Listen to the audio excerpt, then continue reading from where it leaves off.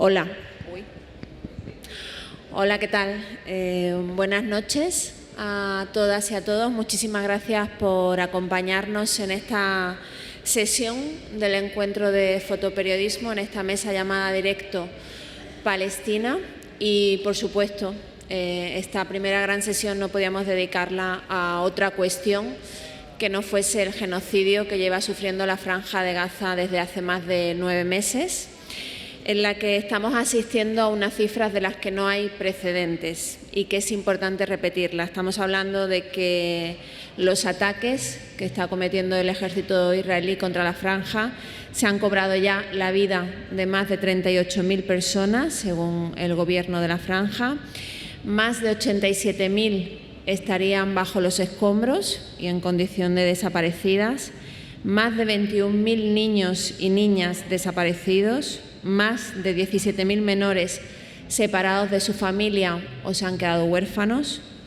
Más de 170 periodistas habrían sido asesinados en estos 9 meses, no solamente haciendo su trabajo o en sus viviendas, sino también en ataques directos contra las oficinas de prensa en las que trabaja o cuando estaban enviando la información donde conseguían Internet.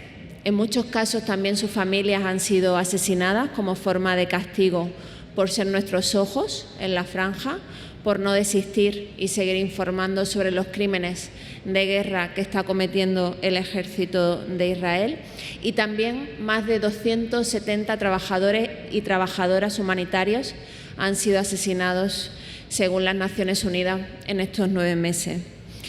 Pero Israel no solo está matando con bombas en la Franja de Gaza, también lo está haciendo a través del hambre, impidiendo el acceso de la ayuda humanitaria, a través de la sed, cortando el suministro de agua y obligando a los supervivientes de estos ataques a beber agua salada del mar o agua con gusanos, lo que está generando más enfermedades y agravando la crisis de hambre, la hambruna. Está matando a través de la enfermedad, habiendo destruido prácticamente todos los hospitales que había en la Franja de Gaza.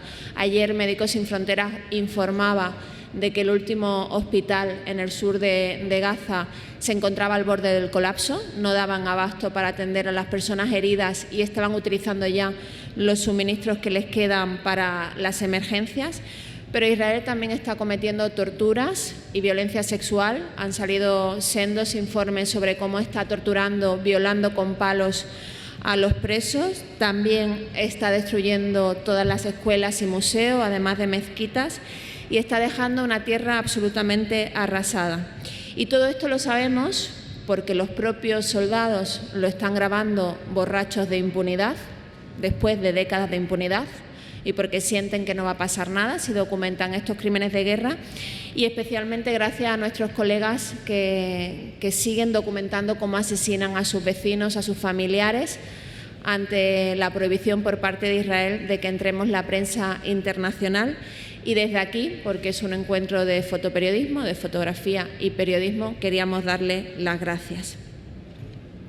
Y pese a todo esto, pues nuestro Gobierno sigue siendo incapaz de romper relaciones diplomáticas, de expulsar a su embajadora y de aplicar sanciones económicas.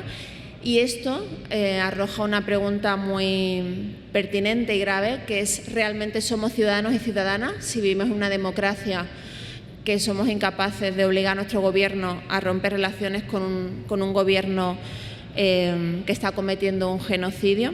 Así que en esta mesa queremos analizar desde el punto de vista humanitario, desde el punto de vista diplomático, desde el punto de vista periodístico y desde el punto de vista humano qué está pasando en la Franja, qué ha pasado durante estos 9 meses y también qué podemos hacer como ciudadanos y ciudadanas. Y por eso especialmente le queremos agradecer su participación. Para ello nos acompañan personas en esta mesa y también que se están conectando a través de Internet. A mi derecha está Jaldia Abu Bakra, ella es palestina, activista de la diáspora palestina y ya la conocen porque además ha estado recientemente aquí. Muchísimas gracias. A mi izquierda nos acompaña Alfonso Bauluz, que es periodista y el presidente de Reporteros Sin Fronteras en España, y está conectado ya Eric Cuesta, que es enfermero de Médicos Sin Fronteras, que ha estado trabajando en la franja en diciembre y enero de este año, y también Mauricio Morales, que es fotoperiodista y que en este momento se encuentra en Cisjordania, de territorio ocupado del que también hablaremos, cubriendo los ataques que está sufriendo su población. Así que vamos a empezar contigo, Jalría. Estás en contacto con tu familia que permanece allí, llevas décadas denunciando las políticas de ocupación y de apartheid. Después de 9 meses de ataques contra la franja, ¿en qué situación se encuentra?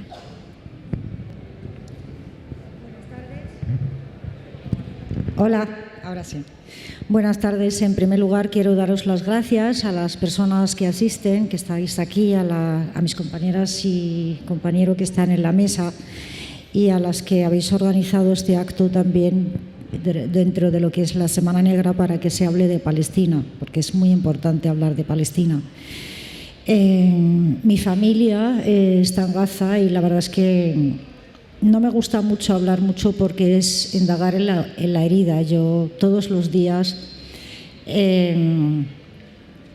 tengo el pensamiento en ellos y no todos los días puedo saber que están bien. Incluso a veces cuando consiguen internet y hablo con ellos, al minuto siguiente no estoy segura de que van a seguir estando vivos, porque bien no está bien nadie en la Franja de Gaza. Mi familia ha sido bombardeada, he perdido a varios familiares y a muchos amigos y la casa ha sido bombardeada varias veces, se han desplazado varias veces cuando desde el ejército israelí les mandan a desplazarse, a ir desde el norte hacia el sur y después del sur otra vez hasta el centro. No hay ningún lugar seguro en la Franja de Gaza. Más que hablar de la familia, porque yo considero que todas las personas que viven en la Franja de Gaza son mi gente y toda la gente que vive en toda la Palestina histórica es mi gente, porque es cierto que Gaza está sufriendo un genocidio en directo, televisado, horrible, pero el genocidio también lo está sufriendo la gente que vive en Cisjordania, en Jerusalén.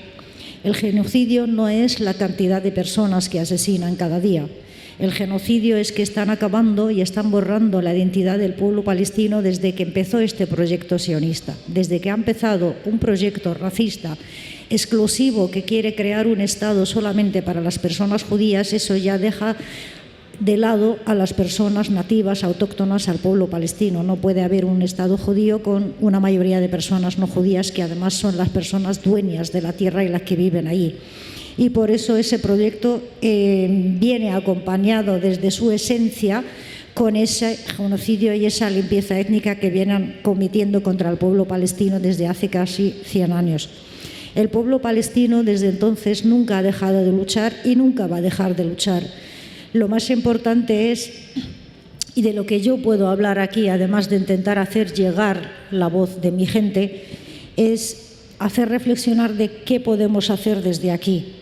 Desde aquí, como sociedad civil, como personas, como seres humanos, que nos afecta lo que estamos viendo desde las personas palestinas, no pedimos solamente sentimientos de lástima, de pena, de dolor, porque duele lo que vemos, sino lo que se pide es que se actúe.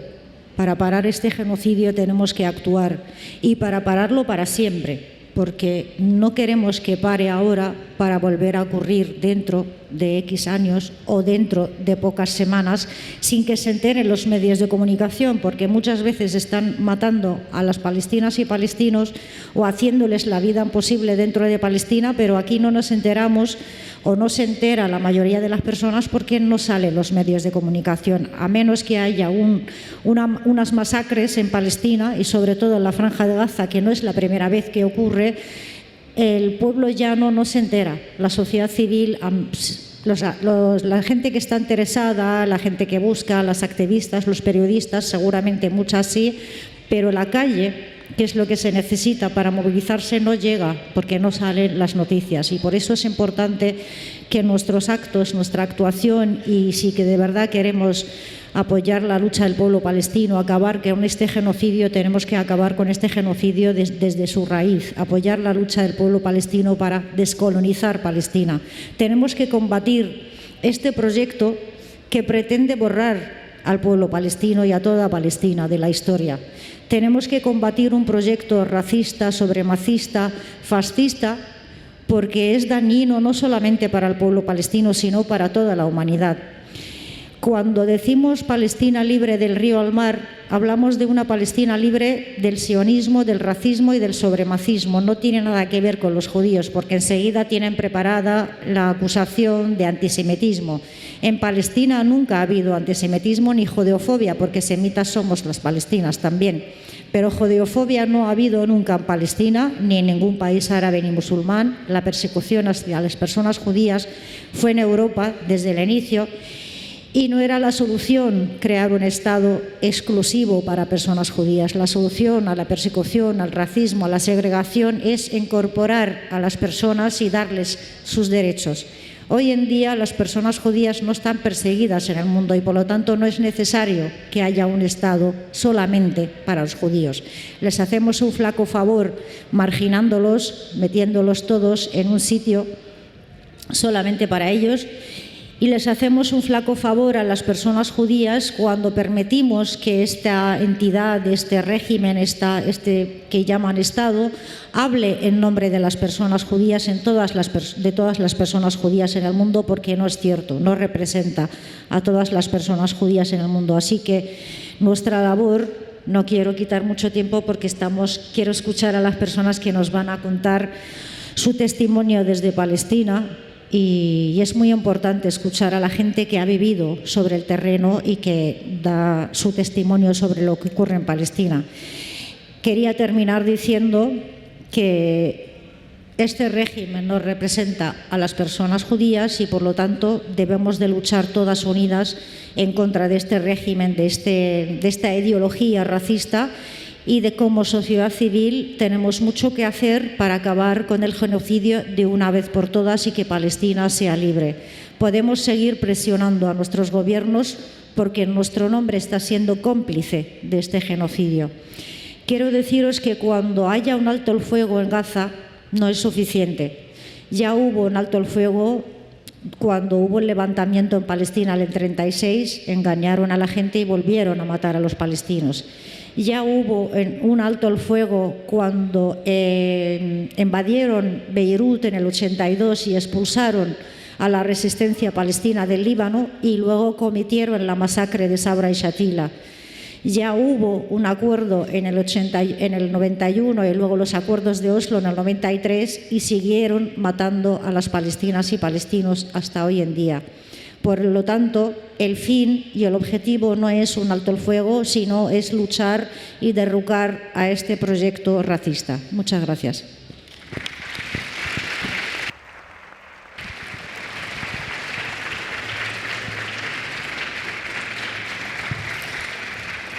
Y de hecho hay que destacar que precisamente hay una numerosa población judía en países como Estados Unidos que está teniendo un papel primordial en las protestas, por ejemplo, que están habiendo en las universidades contra el apoyo del gobierno de Biden al gobierno israelí.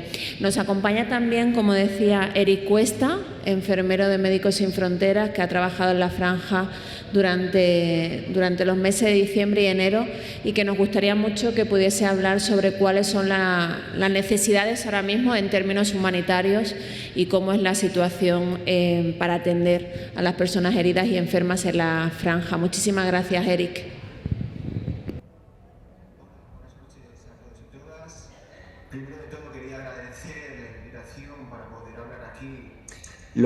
Sobre lo que está sucediendo en Gaza desde nuestra posición desde Médicos Sin Fronteras.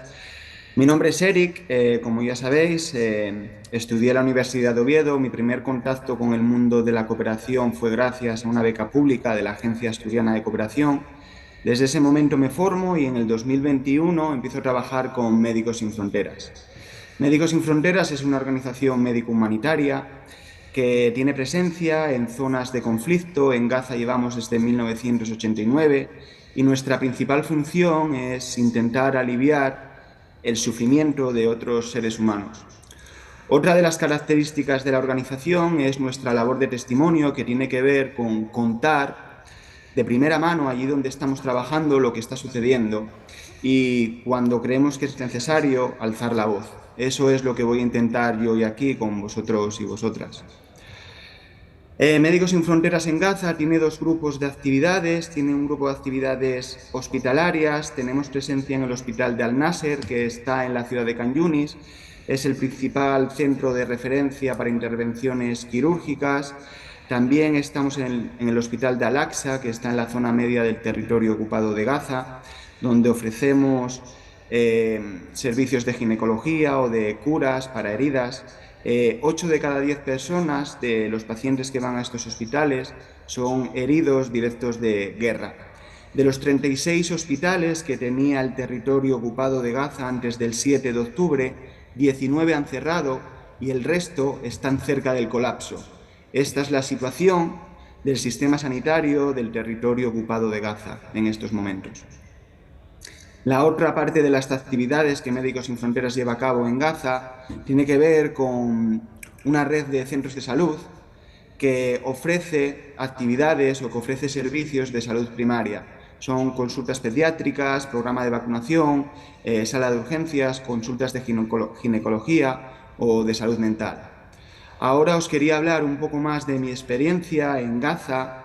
Entré el 18 de diciembre, estuve 5 semanas, salí a finales de enero. Entré como responsable de las actividades de enfermería de esa red de centros de salud que tiene Médicos Sin Fronteras, especialmente en la parte sur del territorio, en la parte de Rafah y en la parte de Al-Mawasi. Rafah, como seguramente ya sabéis todos vosotros y vosotras, es una ciudad que está en el sur, que antes del 7 de octubre tenía 200.000 habitantes y que ahora tiene más de 1 millón de personas, con todos los problemas de salud que esto genera. Es, por poner un ejemplo, como si en la ciudad de Gijón, en cuestión de 2 meses, ponemos toda la población de Asturias. Una ciudad que antes tenía 200.000 personas, ahora tiene más de 1 millón, creo que llega al 1,5 millones. Además, desde la intervención terrestre de las fuerzas de ataque de Israel, la población ha tenido que ir evacuando de nuevo y les están arrinconando más hacia la parte oeste del territorio, donde ya solo hay mar. No hay más que mar. Esta zona es la zona de Al-Mawasi. Os quiero contar un poco las dificultades que yo me encontré para trabajar en Gaza, que son las dificultades que día tras día se encuentran todo sanitario en el territorio ocupado de Gaza. En Gaza, lo decíais antes, no solo matan las bombas. Con esto no quiero quitar ni un ápice de brutalidad a que te caiga una bomba en la tienda de campaña donde habita la mayoría de los gazatíes, con toda tu familia al lado y te asesinen. Pero en Gaza también está matando el bloqueo a la ayuda humanitaria que el Estado de Israel está llevando a cabo sobre el territorio ocupado de Gaza, donde hay más de 2 millones de personas. Un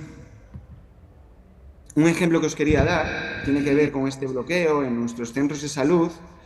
Una de las principales patologías son las infecciones respiratorias.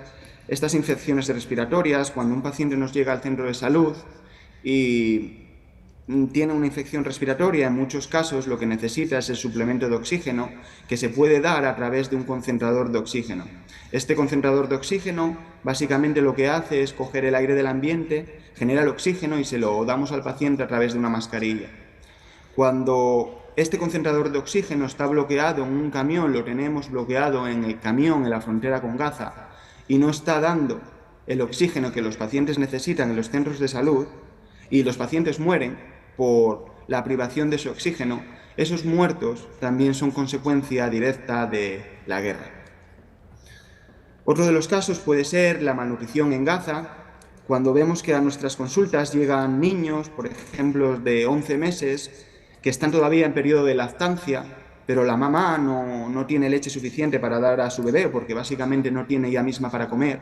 El niñito cae en una malnutrición severa.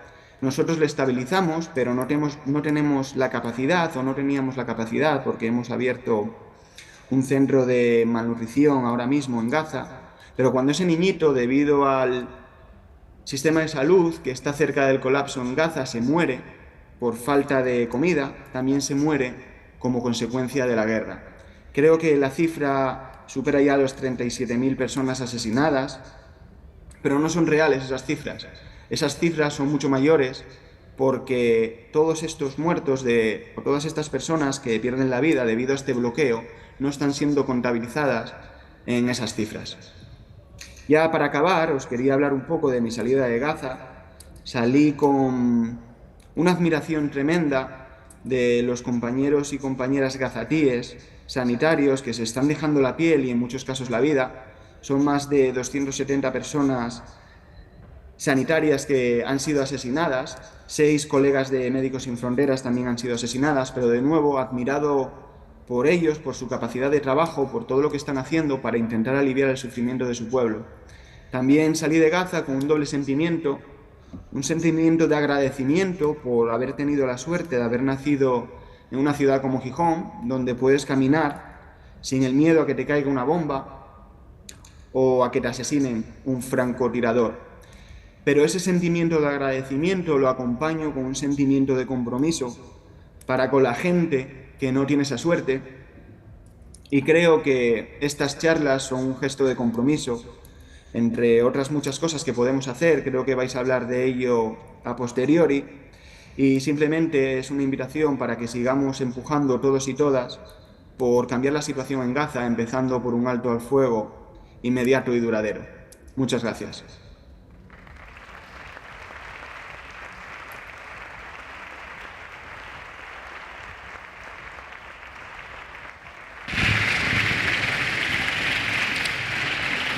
Muchísimas gracias, Eric. También nos acompaña desde Jenin, en Cisjordania, Mauricio Morales. Él es fotoperiodista colombiano, radicado aquí, y él está documentando cómo, mientras tenemos puesta la atención en la Franja de Gaza, porque así debe ser, el gobierno de Israel está aprovechando para ampliar la ocupación del territorio de Cisjordania, para atacar masivamente a la población palestina de allí, de la mano de los fundamentalistas, de los colonos apoyados por el ejército, como han documentado varios informes de Amnistía Internacional y de Human Rights Watch, y solamente desde octubre han asesinado a más de 500 personas.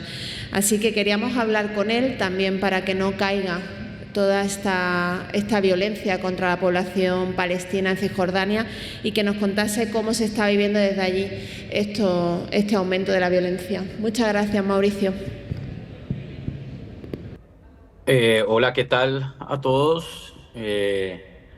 Primero, agradecerles a los que están asistiendo a esta charla, a la organización y a las plataformas como Asturias por Palestina, que han estado involucrados en articular desde diferentes movimientos y oficios la respuesta a lo que está pasando acá en Palestina. Como decía la compañera, yo he estado cubriendo lo que pasa acá en Cisjordania. Estuve en octubre y noviembre del año pasado, y llevo 2 semanas acá en Jenin.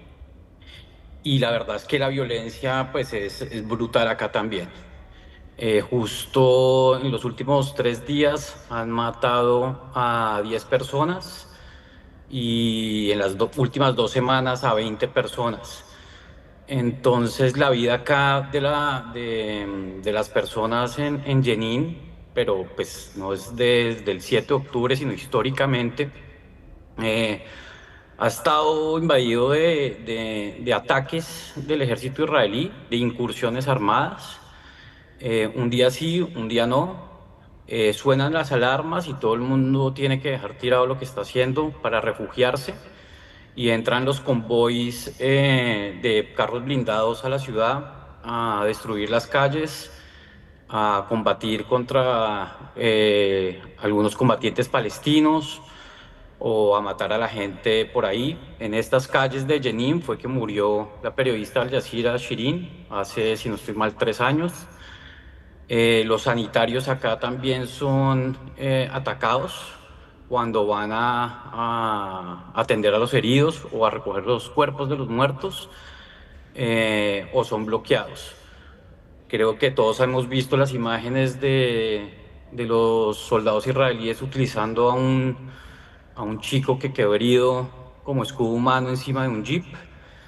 Y bueno, esto es como la escalada. Además de eso, están ya utilizando ataques de drones, o sea, ataques aéreos en contra del campo de refugiados y otras partes de la ciudad cuando están las incursiones. Las incursiones pueden durar desde unas horas a 3 días. Durante esas horas, pues nadie puede salir, cortan la luz y bueno, la gente vive en miedo en eso. Eso es lo que es en Jenin, pero en el resto de la Cisjordania ocupada está pasando lo mismo. Disculpen que no me presenté al principio, pero bueno, soy colombiano y vivo en Asturias y tengo el privilegio, digamos, de haber vivido en la seguridad que tiene Europa, pero sé que, digamos, los periodistas locales muchas veces se les invisibiliza la voz. Y acá hay muchos periodistas palestinos que desde muchos años están contando lo que pasa acá. Lo que pasa es que por ahí no estábamos escuchando. Si no estoy mal, en Gaza han muerto más de 170 periodistas. Recientemente mataron a 5. Acá en la Cisjordania ocupada también. Siempre están al frente, están contando lo que pasa. Y nosotros por ahí, y me incluyo, que trabajamos para medios del norte global, lo que tendríamos que hacer es apoyarlos, escucharlos y de una manera local contar la historia de lo que está pasando acá a nuestras comunidades, donde vivimos. Por eso es lo importante de estos encuentros. Ser periodista en Palestina no es para nada fácil. Las mujeres y los hombres que lo hacen, la verdad que los admiro, la entrega que tienen. Están contando la destrucción de sus vidas, de sus familias, de sus comunidades, de sus casas, no desde el 7 de octubre, desde hace años. Entonces yo estoy acá contando algo de lo que después miré, pero acá quedan y me gustaría poder como reconocerle eso a ellos y que tratemos de buscar cómo de algún modo podemos seguir amplificando esa voz que ya existe, porque ese mantra antiguo de dar voz a los que no tienen voz, eso no existe. La gente ya tiene voz, los periodistas también tienen voz acá en Palestina. Tenemos que mirar es cómo escucharla. Eso les puedo contar de lo que pasa acá. Es el apartheid también, que es el diario vivir. Las carreteras de Ramallah a Jenin, un viaje que dura 2 horas, puede durar 3, 4, 5 por los retenes, porque las personas tienen que tomar caminos terciarios. La humillación de bajar de un colectivo, de un autobús, a ser requisados y pedidos los documentos por trasladarse por su tierra. Eso no es nuevo, eso es de décadas. En Jerusalén, las microviolencias, por llamarlo de algún modo, de cómo los policías, chavales de 20 años, tratan a hombres ya mayores por ir a rezar al Aqsa. Los requisan, los patean, los tratan mal. Solo lo vi recién llegué. Entonces, no, lo de Gaza es horrible, pero es pero lo de Cisjordania es Palestina entera, el proyecto colonial que está haciendo todo lo que está pasando acá. Y no se puede desligar lo uno de lo otro, porque acá de a pocos, a cuentagotas, están desde el 7 de octubre, si los datos no me fallan, pero porque cada día están matando gente, más de 570 palestinos han muerto. Miles están apresados bajo esa figura de detención administrativa, donde pueden durar de 6 meses a 8 meses y vuelven y la renuevan sin ningún cargo. A veces son niños los que quedan así capturados. Es poco lo que les puedo contar, porque pues yo vengo acá y, como les digo, estoy un tiempo, pero los invito a que sigan a los periodistas palestinos que de pronto pueden estar en las redes sociales. Hay un buen medio que se llama Al-Quds, que lo pueden seguir, está en inglés, pero es una buena manera de seguir lo que está pasando, narrado por los mismos periodistas palestinos. y tratar también de que este trabajo de comunicación no solo sea de los periodistas, sino de ustedes, de la gente, que le diga a los vecinos, al amigo, que le cuente lo que también nosotros estamos contando acá, lo que ustedes pueden ver, porque esa es la manera de comenzar a mover la rueda para tomar acciones que yo creo que sean importantes para detener lo que está sucediendo. Bueno, les agradezco y cualquier cosa, pues estoy acá en la mesa para más adelante seguir conversando. Muy bien, muchas gracias, Mauricio.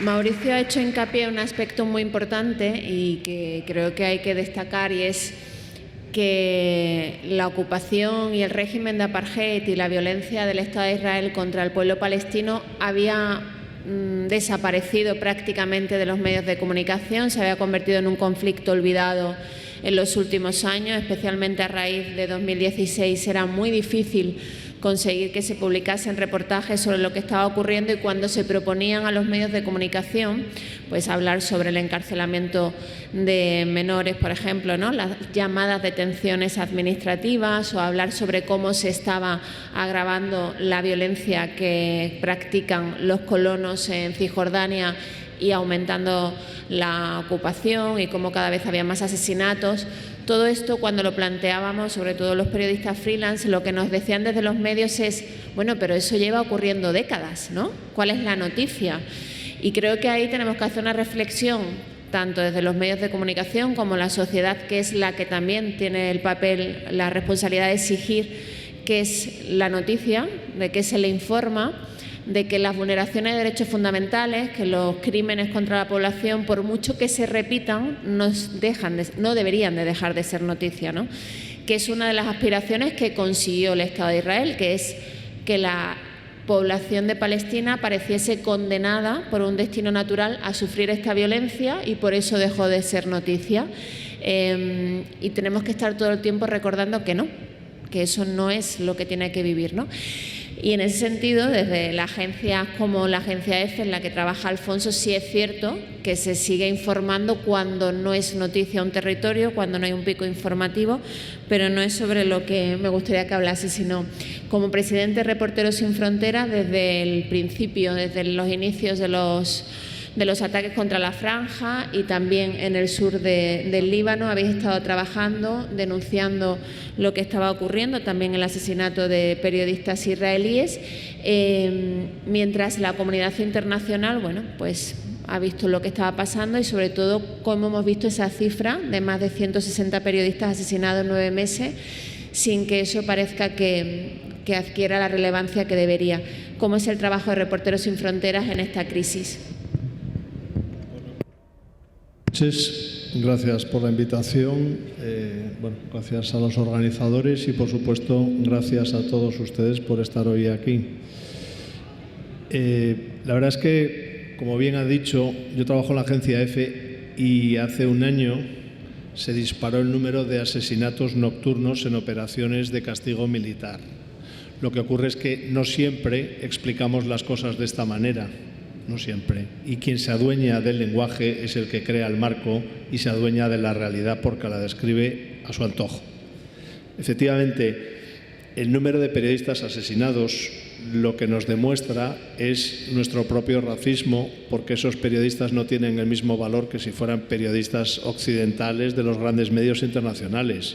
Y esa es la única o la principal razón por la que Israel no permite la presencia de prensa internacional, porque asesinar a esa escala a periodistas internacionales sí que tendría un verdadero costo para el gobierno de Netanyahu. El hecho de ir matando poco a poco o mucho a mucho a los periodistas gazatíes lo que prueba es la impunidad absoluta del gobierno de Netanyahu.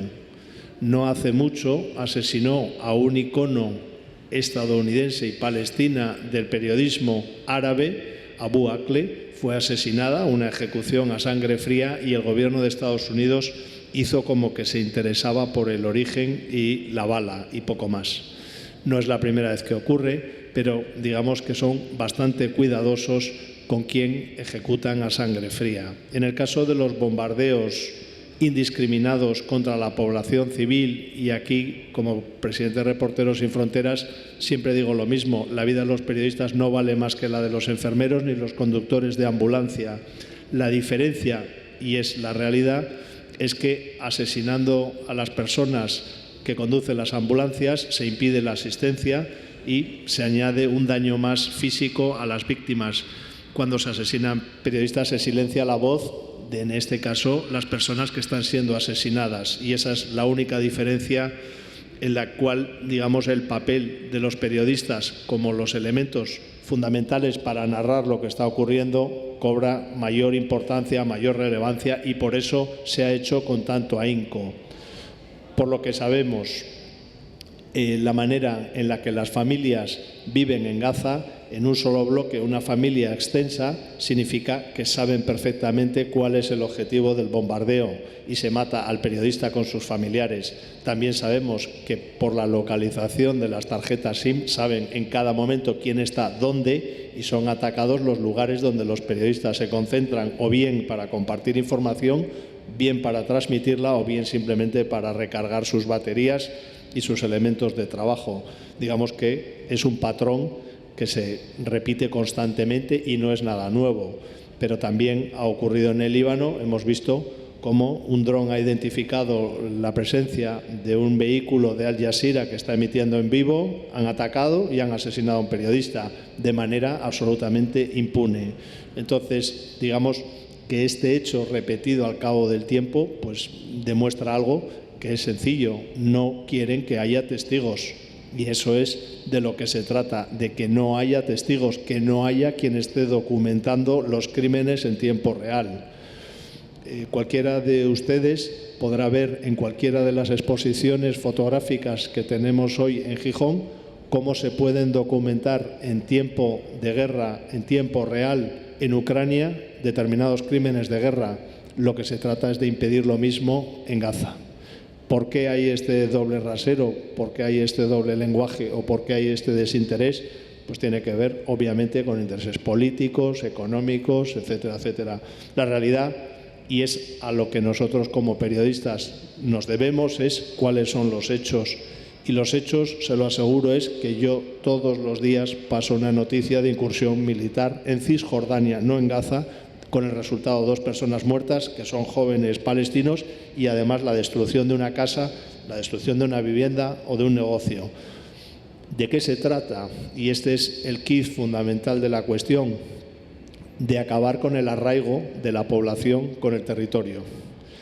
El jueves compartí una mesa con un arqueólogo que está en misiones en Gaza, en Mesopotamia, y también esta es una característica que se repite: destruir cualquier seña de identidad cultural, de pertenencia, etcétera, etcétera. Figúrense por un momento todo lo que se podría destruir en Gijón para que las personas que se identifican con su ciudad empiecen a dudar que pertenecen a este lugar porque no lo reconocen, porque han perdido la escalerona, porque han perdido el molinón, porque han perdido esto, aquello y todo lo demás. Creo que esto todavía es un recuerdo de una actividad industrial y algunos se sentirán muy identificados y a algunos les dolerá que haya desaparecido de la geografía humana, económica y social. Bueno, pues los ataques que además de a la población se concentran en las universidades, en los hospitales, en las huellas de la pertenencia de los palestinos al territorio, son lo que probablemente tenga que dilucidar la Corte Internacional de Justicia sobre la voluntad genocida o no de los ataques del ejército israelí ordenados por el gobierno de Netanyahu. Eso es los hechos. Y una vez que conocemos los hechos, debemos dar el contexto. Y el contexto obvio es que esto no empezó el 7 de octubre. Es cierto que Hamás atacó a población civil desarmada y eso es un crimen de guerra exactamente igual que los que comete Israel. En el caso de Reporteros Sin Fronteras fueron asesinados 4 periodistas, nos consta que al menos uno estaba trabajando, israelí, y para nosotros es un crimen de guerra y también lo hemos denunciado ante la Corte Penal Internacional. Nosotros denunciamos las violaciones contra los periodistas y no diferenciamos ni credo, ni religión, ni nacionalidad. Pero lo que sí sabemos es que la matanza a gran escala de periodistas palestinos es obvio que pretende silenciar la voz del pueblo palestino, no hay ninguna duda. Este es el contexto y esta es la dotación del significado que tiene esta, digamos, incesante matanza, porque es una matanza y es un exterminio de los periodistas, que si además lo comprobamos al mirar cómo respecto a otras profesiones la tasa de asesinatos es muy alta y es deliberada. ¿Quién lo está pagando? Las familias de los periodistas. Las familias de los periodistas, porque los periodistas saben que cada vez que salen a informar se están jugando su vida y la de su familia. Igual que quienes conducen las ambulancias, los sanitarios o quienes le brindan protección en las escuelas de la UNRWA. Quiero decir, es así de crudo y es así de real. ¿Por qué no creemos lo que dicen periodistas palestinos y gazatíes que llevan trabajando con nosotros los grandes medios internacionales 20, 30 años con un nivel altísimo? Porque precisamente la gravedad de los hechos, la violencia a la que se enfrentan cotidianamente, lo que ha hecho es baquetear y foguear a periodistas que hacen un excelente trabajo. Y es nuestro racismo, es así de sencillo, es nuestro racismo el que no admite que unos periodistas palestinos puedan ser igual de buenos o mejores que nosotros. Yo no sé si nosotros seríamos capaces de hacer el trabajo al tiempo que tienes que procurar que tu familia siga a salvo. No tengo tan claro que tuviéramos todas las herramientas para hacer ese trabajo igual de bien que lo hacen ellos y con una carestía de medios absoluta. No solo son los ataques, sino la dificultad de proveerte de todo lo que necesitas para continuar trabajando. Están haciendo un trabajo excelente. Respecto a la manera que tenemos de contabilizar el número de periodistas y los bailes de cifras, nosotros como organización de periodistas tratamos de comprobar que esos periodistas han sido asesinados por ser periodistas o por estar haciendo su trabajo. Claro, se pueden ustedes imaginar que en el actual escenario de caos es muy difícil verificar uno a uno cada caso. Pero además se está dando una situación bastante novedosa, ya la habíamos visto en Siria y la hemos visto en otros conflictos, pero creo que nunca se había visto con tan alto grado de intensidad, que es particulares, civiles, que deciden narrar lo que está ocurriendo. La diferencia para nosotros aquí es que si no entendemos el árabe, probablemente no seamos capaces de darnos cuenta de la cantidad de relatos en tiempo real que los propios palestinos, muchos de ellos sin ser periodistas, están contando al mundo, especialmente al mundo árabe. No nos estamos dando cuenta de la cantidad de odio y asco, probablemente muy razonado, que estamos generando en segmentos de la población de un sinfín de países que se ven agredidos en los palestinos, porque consideran injusto, terrible y cruel, como cualquier persona normal, el asesinato de tantos y tantos niños y de tantos y tantos civiles. Entonces, no somos nada conscientes de cómo ese relato hecho por particulares o periodistas está alcanzando, porque las redes sociales tienen su parte mala, pero en este caso son capaces de trasladar los hechos con su completa e íntegra crueldad. Gracias.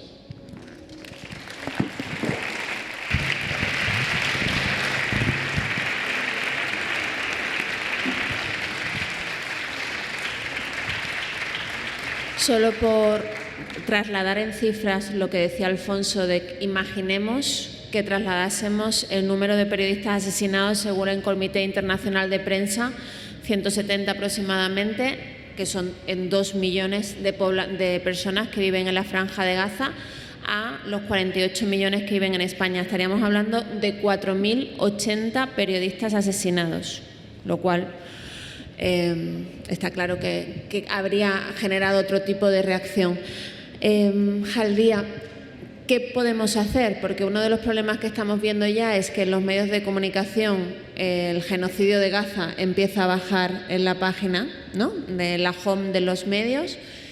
El verano ya están alertando desde la franja y analistas políticos de que Israel va a aumentar los ataques, sabiendo que en el norte global estamos de vacaciones y que los medios no van a prestar tanta atención. Y sí que hay muchas personas que sienten mucha empatía, muchísima solidaridad, se sienten absolutamente atravesadas por el dolor, ¿no?, por lo que está pasando en la franja, pero se sienten absolutamente desbordadas por la impotencia de no saber qué hacer, y eso hace que cada vez apaguen más la radio, el informativo, porque ¿para qué se van a informar si no pueden hacer nada con todo ese sufrimiento?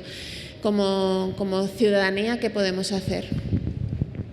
Muchas gracias, Patricia, por esta pregunta. Realmente es lo que quieren, a lo que quieren que lleguemos desde la gente que domina, la gente que toma la decisión, la gente que está siendo partícipe de lo que está ocurriendo en Palestina. Quieren que lleguemos a eso, la ciudadanía, a cansarnos, a pensar que no vale para nada todo lo que hacemos, por mucho que salgamos a la calle, hagamos acampadas, hagamos actos, concentraciones, no sirve para nada, y solamente pues seguir viendo lo que está ocurriendo en Gaza a través de las redes sociales, porque los medios de comunicación tampoco hablan tanto ni dicen la verdad sobre lo que está ocurriendo. La gente que nos estamos informando a través de redes sociales, y es doloroso. Y no hay un ser humano que pueda aguantar el dolor tanto tiempo y tan seguido. Yo siempre digo, porque yo también cuando veo esto y me afecta, digo, si ellos no pueden escaparse de esta situación, yo que estoy segura en mi casa, que puedo dormir, que no me bombardean, que tengo todo, no puedo cansarme. Y eso es lo que nos tenemos que decir todas, no puedo cansarme. Es cierto que no es bueno estar viendo imágenes de niños muertos, descuartizados todo el tiempo, de saber todas las atrocidades. Una vez que te has informado ya está, pero tampoco es dejarlo y decir no, porque yo no puedo soportar el dolor. Porque si yo no puedo soportar el dolor que no está recayendo físicamente sobre mí, tengo que pensar en el dolor al que ellos no pueden escapar, y tener un poco de conciencia, decir, tengo que hacer algo, no puedo pensar en mí misma solamente y decir no puedo soportar el dolor, entonces apago y pienso en otra cosa o hago otra cosa. Esto es algo muy importante. Pero también es desafiar a las potencias que quieren que pensemos que no podemos hacer nada, que la impotencia nos invada, sino que tenemos que canalizar esta impotencia y seguir pensando y creyéndonos nosotras mismas de que sí podemos cambiar las cosas. Hay que ser constantes, perseverantes y seguir innovando en nuestras formas de denuncia, aunque nos vayamos de vacaciones, aunque no estemos en el trabajo, aunque no estemos en la misma ciudad. Si nos vamos al pueblo, pues en el pueblo podemos hacer cosas. Si nos vamos a la playa, en la playa podemos hacer cosas. Los que nos quedamos en las ciudades también seguir organizadas y seguir haciendo cosas, porque nos toca a nosotras desde aquí cumplir con nuestro deber de ayudarles y seguir exigiendo. El Estado de Israel es un Estado dependiente. El genocidio se podía haber parado desde el primer día o el segundo o a la semana. Si se hubiesen tomado medidas desde aquí, desde Europa, desde cualquier Estado europeo que empiece, que tome la iniciativa y que luego le sigan otros, se podía haber parado esto. Pero no hay voluntad política, porque la mayoría de los gobiernos tienen relaciones con las multinacionales, sobre todo con el tema del negocio o el comercio de armas, y no quieren pararlo. Y nos engañan a la ciudadanía muchas veces diciendo que van a hacer esto, van a hacer lo otro. Por ejemplo, aquí en el Gobierno de España, con el reconocimiento del Estado palestino. Y hay mucha gente bien intencionada que piensa que nuestro gobierno es el más progresista de todos, si lo comparamos con Alemania, con Francia, que incluso prohíben que haya manifestaciones a favor de Palestina, que persigue a las personas pro-palestinas. Si comparamos, decimos, bueno, pues es que nuestro gobierno ya lo ha hecho todo. pero tenemos que decir, ¿de qué ha servido esto? ¿Ha parado el genocidio? No. ¿Ha ayudado al pueblo palestino? No. El reconocimiento del Estado es una medida para absorber la rabia, la ira del pueblo, las acampadas, las manifestaciones, decir, ya está, hemos reconocido el Estado.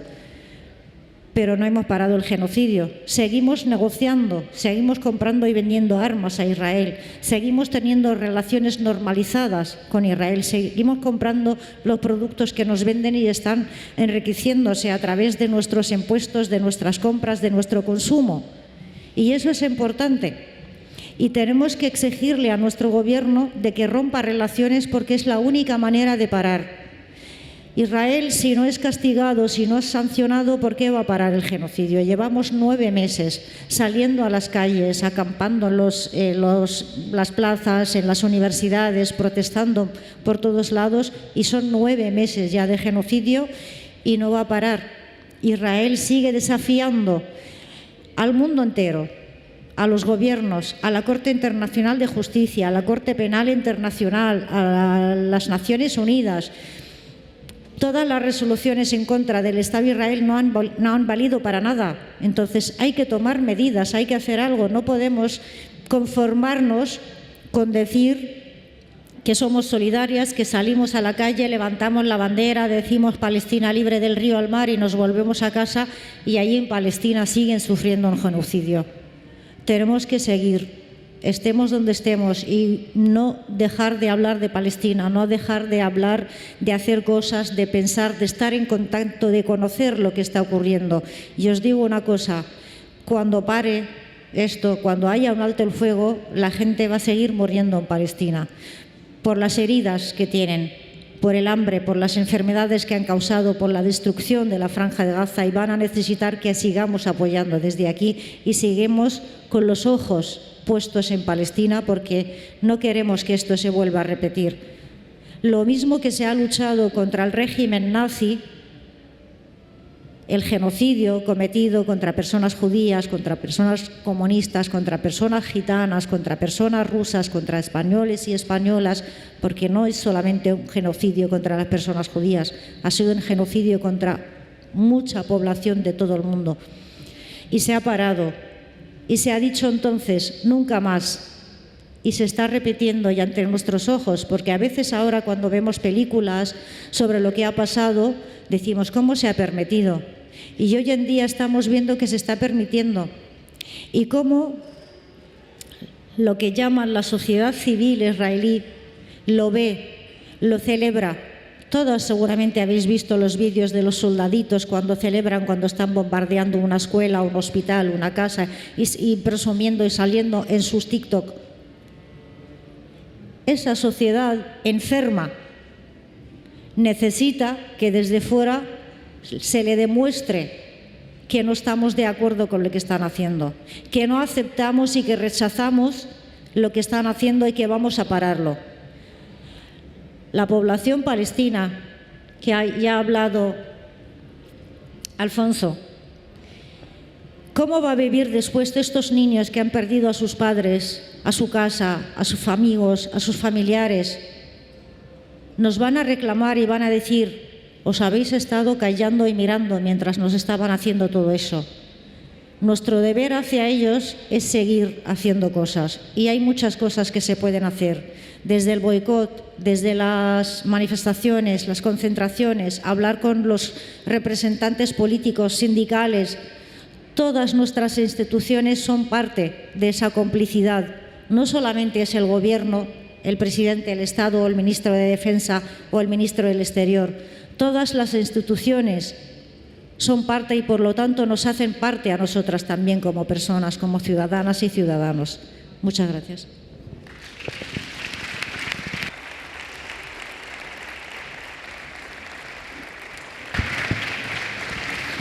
Bueno, tenemos que ir terminando, pero queríamos dar la oportunidad a Mauricio. En 2 minutos te queríamos preguntar. En los últimos días se ha hecho pública la anexión de territorio ilegal, de ocupación de territorio de Cisjordania más importante desde la década de los 60. El Estado israelí está acelerando esa ocupación del territorio. Desde allí, ¿qué es lo que te pide la población de Cisjordania que podamos seguir haciendo desde los países aliados de Israel?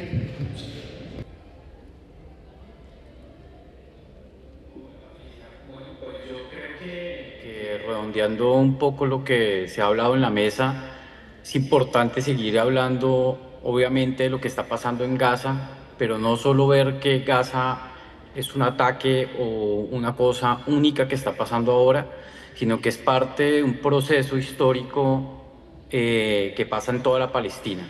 Entonces, esto es parte de lo que lleva pasando hace muchos años. Es un régimen, una ocupación, y eso es lo que también se tiene que enfocar también, yo creo que desde el periodismo. Tenemos que contar que esto no simplemente es una guerra en Gaza, como se dice, es un genocidio, es un ataque, pero que viene desde unas estructuras pasadas. Es un proceso de anexión de tierras, de desplazamiento, de limpieza étnica que lleva sufriendo la población palestina. Como decía Patricia también, hace muchos años no se hablaba porque se normalizó esto. Se ha normalizado que los palestinos vivieran así. Y lo importante es comenzar a hablar ese diálogo y darse cuenta que esto es consecuencia de lo que lleva pasando. Y bueno, y ya para despedirme, seguir invitándolos a que sigan en las redes a los periodistas palestinos que están en la franja, que están en Cisjordania, y a aquellos periodistas que todavía se arriesgan a contar las cosas como son, pese a todos los problemas que puedan tener, al asesinato de sus familias, al miedo. Para ellos, pues, toda la admiración yo tengo. Gracias.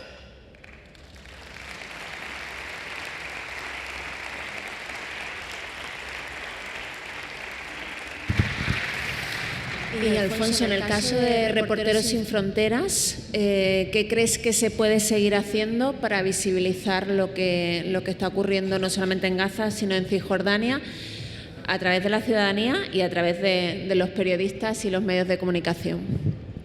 Bueno, para nosotros lo más importante es que haya acceso de la prensa internacional, y no es chauvinismo, es la única manera de que los gobiernos sientan la presión de la opinión pública, que verdaderamente en las sociedades democráticas es la que debe mover la acción política de los gobiernos. No nos olvidemos que una democracia es un régimen de opinión pública, y la opinión pública, una opinión pública libre e informada, es la que tiene que conducir la acción de los gobiernos, pero no solo del gobierno español, sino de los gobiernos occidentales que están apoyando al gobierno de Netanyahu. Yo quiero reincidir 1000 veces, es el gobierno de Netanyahu el que está haciendo esto, ¿de acuerdo? La situación política interna de Israel es muy complicada en términos de diferentes intereses cruzados, etcétera, etcétera. Pero los gobiernos de los países que están prestando su apoyo político sí están sometidos a la opinión pública de sus países, y por eso lo más importante es que haya acceso de la prensa internacional para documentar los crímenes de guerra. Eso, desde nuestro punto de vista, es lo más importante y es lo que más van a agradecer tanto nuestros compañeros como la población palestina.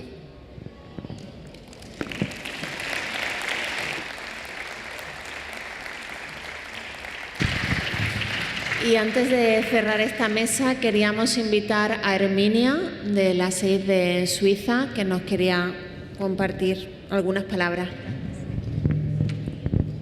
Muchas gracias. Bueno, en primer lugar, te estoy dando...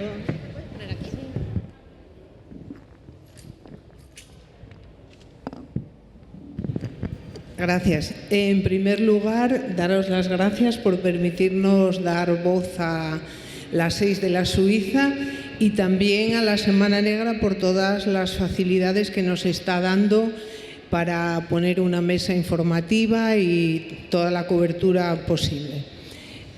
Como sabéis, las 6 de la Suiza son 5 compañeras y un compañero sindicalistas que están condenadas a 3 años y medio de prisión por el hecho de defender a una trabajadora que en el 2017 denunció las irregularidades y ilegalidades que se estaba cometiendo el jefe con ella en el puesto de trabajo, llegando incluso a poner en peligro el embarazo que en aquellos momentos tenía y una supuesta causa de violencia sexual. Se intenta negociar, no voy a extenderme mucho, se intenta negociar la salida de la trabajadora, el empresario pues que no quiere negociación y al final se hace lo que hacemos los sindicalistas normalmente, es decir, medidas de presión. En este caso era concentraciones delante de la pastelería La Suiza, que por cierto, dejar muy claro que nunca jamás hubo ningún acto de violencia. Nunca hubo ninguna intervención policial. Todas las acciones que se llevaron a cabo se llevaron haciendo las comunicaciones pertinentes. Todo esto deriva en denuncias que fueron siempre sobreseídas, pero he aquí que una de ellas se reconvierte en una denuncia, una vez cerrada la empresa, en una denuncia por coacción a la justicia y en otra denuncia por obstrucción, a la justicia y una denuncia por coacción al empresario, y a partir de ahí, ¿qué ocurre? Que caen justo esas 2 denuncias en el juzgado conocido del juez Lino Mayo, que en su día condenó a los sindicalistas Cándido y Morala, y a partir de ahí hay una deriva que llega hasta donde nos encontramos en este momento, una sentencia ratificada por el Tribunal Supremo, que significa que en cualquier momento estas 6 compañeras, una de ellas la propia trabajadora, pueden ir a la cárcel. Y lo que os pedimos es solidaridad. Lo que os pedimos es la participación en todas las actividades que estamos llevando a cabo, porque lo que queremos es que la presión para que no entren en prisión, y la Semana Negra desde luego nos da voz. Y es muy importante porque esto tiene que traspasar lo que es Gijón, lo que es Asturias, el Estado español y conocido internacionalmente. Y por último, las 6 de la Suiza son hoy, pero esta sentencia puede crear jurisprudencia, lo cual significa que la libertad sindical va a quedar condicionada. Muchas gracias y puse a Palestina y por las 6 de la Suiza.